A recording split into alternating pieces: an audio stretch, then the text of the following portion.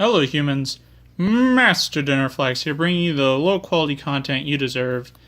And today I'm going over my real life Lair of Darkness. Now, I think there are a few cards I want ultimately that are not in here, and there's so many cards I still need to test. But I'm going to go ahead and show you what I got so far. I recently made it to the results of the 200th YCS, so some of these choices I'll have to explain. So let's get into it. The one Diablos, you don't need multiples, and not only do you not need multiples, you don't want multiples. You never want to leave one in the graveyard for, I believe it's Shark Cannon or Reborn. If you have Diablos, you're the only person that should be having it, and if you leave it in your graveyard, you're giving your opponent the opportunity to take it. So you only really want one. One Grinder Golem. This is a one-card Curious and a one-card Bomber Dragon in exchange for a draw, too. A draw as well, but the Curious comes up in another version I'm testing. But ultimately, it's just a card that puts a lot of damage on board, and you really need that in a deck like this. So, one Grinder Golem. And then this card kind of sucks. It's actually really bad, but because this version is the one I'm testing right now, he comes up with the next card I'm about to show you. So, just like, you're going to usually have him in the graveyard, and when you have him in the graveyard, it kind of tells your opponent, you can hit any of my back row, but I get to recycle whatever I want, and that's kind of powerful. And it's more like kind of like how Waking the Dragon works, where you're not really using it to get a monster out because it's dependent on your opponent, but it's more to tell your opponent, stop hitting my back row. And this is one of the cards that kind of does that. And it's a dark, so you contribute it whenever it revives itself. 3 Curry Bandit. This is the card I was talking about. This deck wants to have the same opening hand all the time, which is Lair Lilith. Every other card can be anything, but you always want Lair Lilith, because, like I said, tributing your opponent's stuff for a cost or for a summon is the most powerful form of removal in the game, which is why Kaijus are so powerful. But Lilith, not only does she do that with Lair, but she also gives you a trap card in addition to that, which is why you really do want the same hand. But also, a lot of your cards have value in the graveyard, like Diabolos. Back to the Front is in this deck, so you can revive some of the things you send. Artifacts, they get their effect from Back to the Front, so yeah. Triple Curry Bandit. Triple Lilith, the best card in the deck. I don't need to explain this. If you've played Lair before, you know how powerful this card is. And yeah, that's about it for that.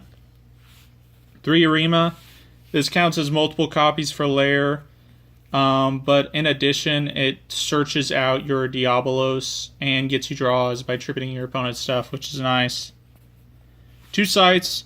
No Moral Talk. I was done with it. I realized that if you are bringing out Moral Talk for Sanctum, you are doing something way too fair. And this is an anti-meta deck. And this is a deck that I need incentive to play. Moral Talk is way too fair, but Scythe is not. Scythe is actually a pretty unfair card, and you can't win Yu-Gi-Oh! Unless you're playing unfair cards in your deck, so I just decided to cut Moral Talk so I could use it to get to more cards that just get me to the unfair cards. For the hand traps, I play very, very few. I've learned this format that hand traps are kind of terrible. But ultimately, so this is probably going to end up being 2 Valor, 3 Ash. But at my locals, there's a lot of True Draco, and Ogre is insanely powerful against True Draco. But, and it's going to be Valor over Impermanence, not only because of the ridiculous price tag, but more importantly, a trap I have in here actually needs to, when you play that trap, it actually needs to be Valor, because you're going to be drawing into hand traps, and if you're drawing into Impermanence, it's not a hand trap. So yeah, just 5 of these. I'm probably going to change the number if I play outside of my locals, but we'll see. So that's it for the monsters. For the spells, we got 3 Duality, and 1 upstart. So it's like I said, you only want the same hand over and over again of Lilith and Lair. And when you're playing, like, these reduce the number of cards in your deck to 36. And with 36 cards, you are trying to see 1 3 of and 1 5 of, which this is going to be kind of weird. I know I said that you always want to see Lair Lilith, but you never want to see another Lair. You are already playing 5 copies.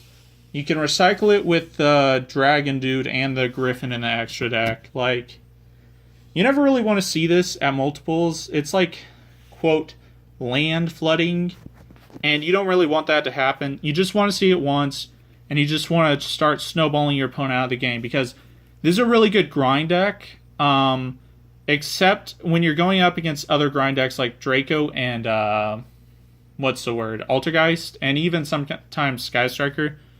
Sometimes you don't want to grind them out. Sometimes you just want to kill them really fast. And Lair is not a card that really helps with that, unless you're seeing Arima.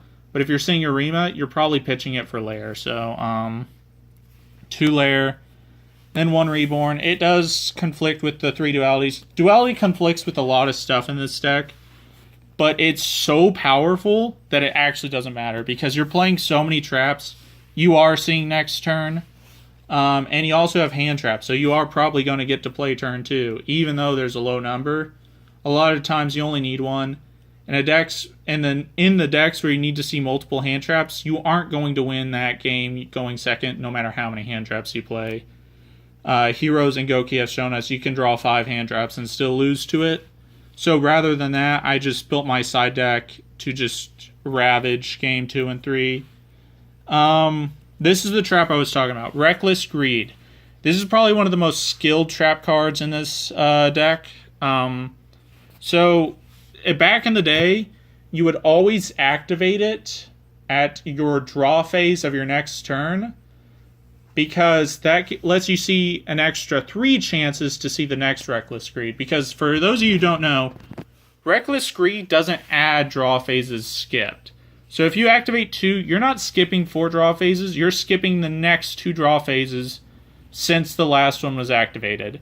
So if you activate all 3 on your end phase, you're only skipping 2 draw phases, but you're seeing 6 cards. Now, this is important, because back then you would activate it on your draw phase to see 3 cards to try to get to the next Reckless Greed.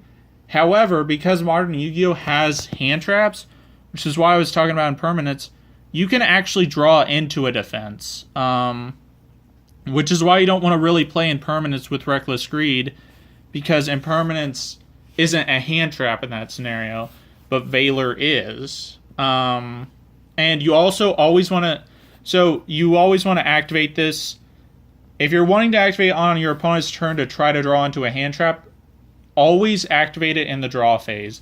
Because if you're activating Reckless Greed in the draw phase, they cannot droll you. And that's really important, because droll is a pretty powerful card. Also, if they Ash Blossom this card, you're not losing any draw phases, because its effect is to skip the draw phases. So if they Ash it, it's like nothing happened. They just paid a card to a card that didn't really give you anything extra, except like an advance and a paycheck. Which, yeah, I heard that from the YCS. I thought that was pretty funny. And now we got 3 back to the front. This is a card that synergizes great with Curry Bandit, which is really important. I guess I'll go into it. The last 3 normal traps for Lilith are 3 Sanctum. This feels like a really low number. I really want to try Heavy Storm Duster, because I have a feeling that Altergeist and Sky Striker are going to get big this format. But I don't know. They're also really bad against a lot of other decks. But if you're playing Heavy Storm Duster, you can actually grind those decks out, because the moment you have more disruptions than they have cards is when you win with this deck. I've already explained that before. So if you can do that, Storm Duster is a great card to get you to that scenario. So 2 strike, warning, and order, just mainly for Sky Striker. I have a feeling It's probably going to be the best deck. Even if it isn't, it's going to be a very well played deck. And these cards in general are just insanely powerful. They're just really strong. They're game ending. And Order conflicts with Lair of Darkness. But the thing is, if you're activating Order against an opponent, it's because Lair of Darkness wasn't hurting them that much. A perfect example is if you're activating Lair against Guy Strikers, it's not very powerful because, those of you who don't know, priority still exists for quick effects ignitions like Ray and Lilith. So they will always have priority to tribute their Ray to get what they want. So they'll always get their effect. But if you're activating Order, they're getting nothing. Their hand is like one card and it's Ray and it's not doing anything. They're making Hayate. But if they're making Hayate, it means they're not doing anything important. But Order is also another card. You need to have some push behind it because you can actually really just kill yourself with Imperial Order because of Hayate. So you always need something to go with it. And the last trap in the deck is Judgment because it's completely catch-all. There's not a deck it's bad against. You just activate it when they summon Sork. When they activate like a power card, like it's really just that simple. That card's insane. Now for the extra deck, there are a lot of cards I am wanting to play. So, which is why the extra deck kind of looks like, where the hell are you going to summon these cards? So that's for the side deck. That's for Instant Fusion, which is in the side deck right now, but might be in the main. And you use Millennium Eyes as kind of like a Called by the Grave when you're wanting to like get into your draws. So that's kind of important. Windows for the side deck, not only because Instant Fusion, but Shaddoll Fusion. Durandal. It's better than Pallades because it doesn't conflict with Lair, where Pallades kind of does. And just like Negation itself is powerful because they usually always hit Lair with Durandal when you activate it, which is never the right play because if I have this, I'm already winning, and Lair is kind of win more at that point. And if you're hitting Lair with it, you're not really hitting anything relevant. And then Hope Harbinger. It comes up when you back to the front a used Grinder Golem and have Diablos on field, and you didn't kill them. That's the only time it comes up. For the Grinder Golem itself, we got one Link Kribo and a Spider. You want to play Spider over 2 Link Kribo because you can actually make the Spider with the Lair tokens while you can't do it with the Link Kribo. Agashak. Cerberus for the combo that makes this. Or you can just end with Curious instead with a token, Link Kribo, and Agashak. Griffin. You sometimes make it, and it's really, really powerful, recycling Reckless Greed. Phoenix. And Wee Witch. So that's it for the extra deck. The side deck is kind of incomplete, so that's going to be it for me. Thank you all for watching. Hopefully you enjoyed this video, and remember, Master DinnerFlax will take your soul.